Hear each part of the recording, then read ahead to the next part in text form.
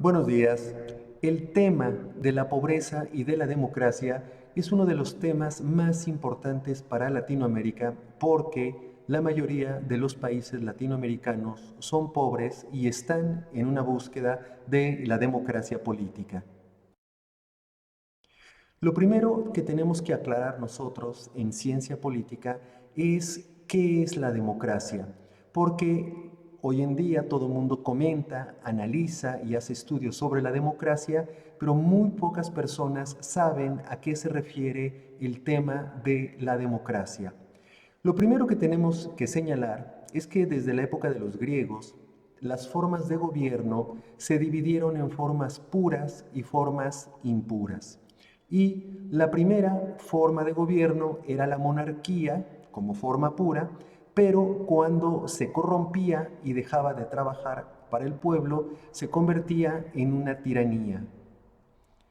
Después tenemos la forma de gobierno aristócrata y esta aristocracia era el gobierno de los mejores, pero si se corrompía, se convertía en una oligarquía. Finalmente, tenemos nosotros que la democracia era el gobierno de todos, pero cuando se corrompía, se transformaba en demagogia. La gran pregunta era por qué los griegos preferían la democracia. Y la democracia se va a preferir siempre en el mundo antiguo porque lo peor que puede pasar con la democracia es que se convierta en demagogia. Esta es una historia que conocemos en Latinoamérica muy ampliamente. Pero también conocemos monarquías, ya sea en el Caribe o ya sea en el Cono Sur, que se convirtieron en tiranías.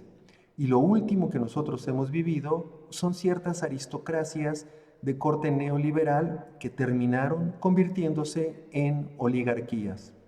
En este sentido, es mucho mejor escoger países democráticos porque si se corrompe solamente en demagogia.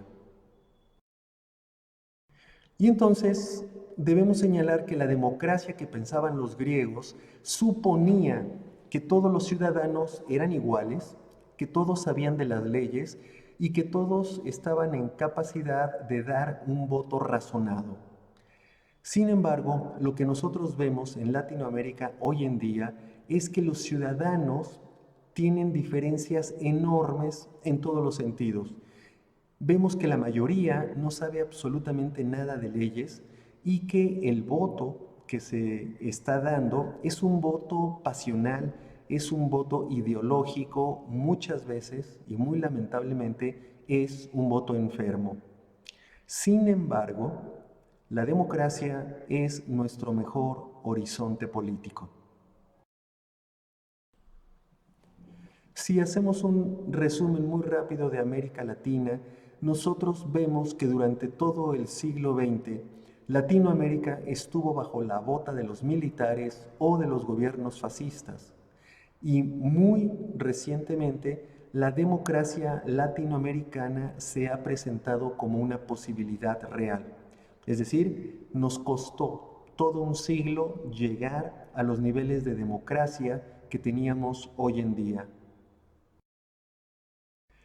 Y esto me parece mucho más importante para eliminar el prejuicio de que la democracia es algo mágico, que es bueno para todos, que arregla todo y que yendo a votar absolutamente todos los problemas del país van a desaparecer. Es decir, nosotros debemos de alejarnos de la concepción latinoamericana según la cual la democracia es mágica y arregla todos los problemas.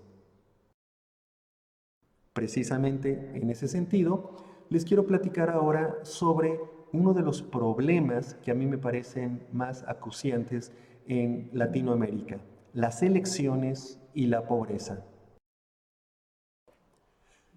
Y esto es así porque los pobres también votan y el voto de los pobres vale exactamente igual que el voto de los ricos.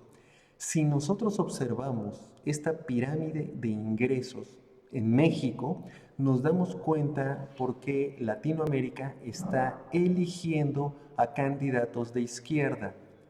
El 69% de todos los habitantes de este país tienen o padecen algún tipo de pobreza. El 16% gana menos de $1 al día y los llamamos pobres absolutos. En cambio, el 53% de todos los mexicanos tienen problemas para pagar su casa, su salud, su educación o su alimentación. Este es el esquema general de votantes y podemos nosotros ver cómo este esquema afecta directamente las elecciones.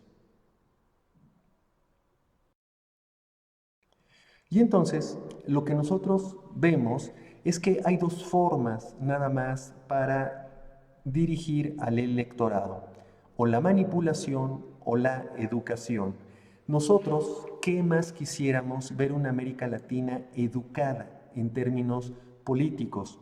Pero tengo la sospecha de que gran parte de la población latinoamericana sigue siendo manipulada.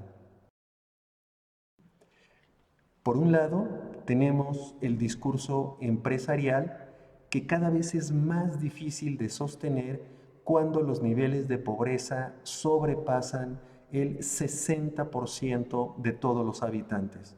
El discurso empresarial, según el cual todos podemos ser empresarios y todos podemos obtener ganancias, es un discurso que ya no se puede sostener en la realidad. Podemos entender fácilmente que la democracia es educación y que la demagogia es pura manipulación. Con lo expuesto hasta aquí podemos ver claramente que la pobreza no es solo un asunto económico y que no debemos de reducirlo a un aspecto meramente cuantitativo. La pobreza determina muchos ámbitos de la vida social, entre ellos el de la política. Y no hay que olvidar que estamos en Latinoamérica, es decir, la pobreza está siendo siempre acompañada por políticas agresivas y por un discurso manipulador. Pongamos una división tripartita de las clases sociales para ver cómo funciona el discurso político.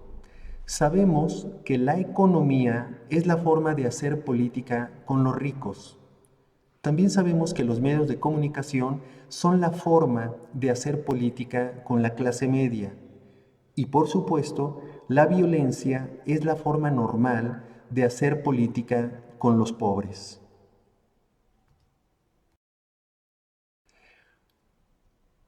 Hemos vivido un aumento considerable de la pobreza en las últimas décadas en Latinoamérica y en todo el mundo. Es increíble que la época de prosperidad mundial haya terminado y que Latinoamérica no haya podido resolver satisfactoriamente sus cuestiones económicas y sociales. Pero la mala noticia es que después de la pandemia del COVID, los pobres aumentarán mucho más. Y esta situación va a cambiar una vez más todos los ámbitos económicos, sociales en Latinoamérica y el mundo. Y debemos de estar preparados para ello.